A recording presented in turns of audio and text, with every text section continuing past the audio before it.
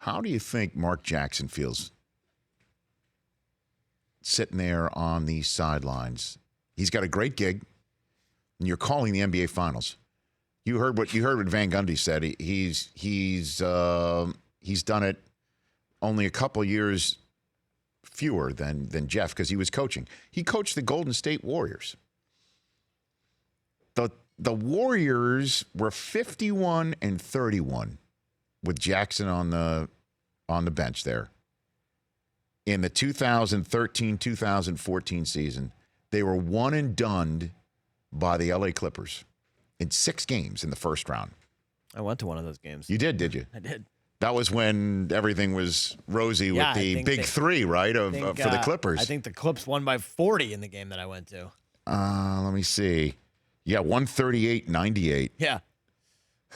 That's 40 points, man. Good memory. I bounced in the third quarter and went to Hooters. Did you? Different times for everybody. Different times for everybody back then. But in case you're wondering, who is on that Warriors team, right? Curry, Clay, Iguodala, Draymond Green. Same guys. Harrison Barnes, David Lee, Same group. Spates. Same guys. Those were the guys. 51-31, and then Kerr comes in, and obviously the rest is truly history. And it just reminds me of when I covered the World Series with ESPN on SportsCenter, covered the 2001 World Series with Buck Showalter. And it was Yankees Diamondbacks. And this is a Yankees team that was already dynastic, with Joe Torre winning in 96, 98, 99, and 2000. They were a 3-time defending World Series champs in a row, going for a 4th in a row. And we all know they didn't get it, but they came awful close in Game 7. But it was tough for Buck, not only because that team was in front of him, but the Diamondbacks. And he told me stories about not just building the Diamondbacks team, about helping design the stadium in which games 1, 2, 6, and 7 were played, the old Bank One ballpark, the old Bob as it was known at the time. He told me a story about when the stadium opened and right before, a few games before the first game, he's running around the perimeter of the warning track in the stadium. He's just working out, running. And he's running from home plate to the right field line and then around the warning track and back around, just doing loops. And he's running towards the right field line, and he's just noticing something's off, something's different.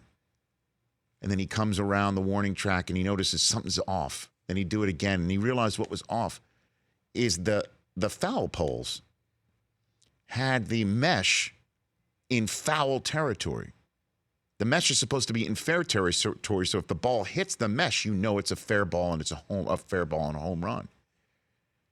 He had to tell somebody who told somebody and get a construction outfit in to lift the poles out of the ground and twist them to put them in the right place.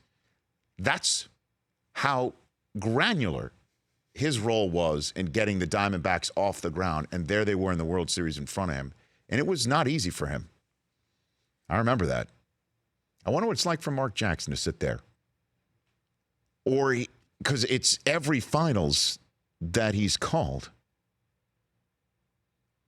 since he came back into the broadcast booth has been the Warriors. Every time. With only one time they haven't won.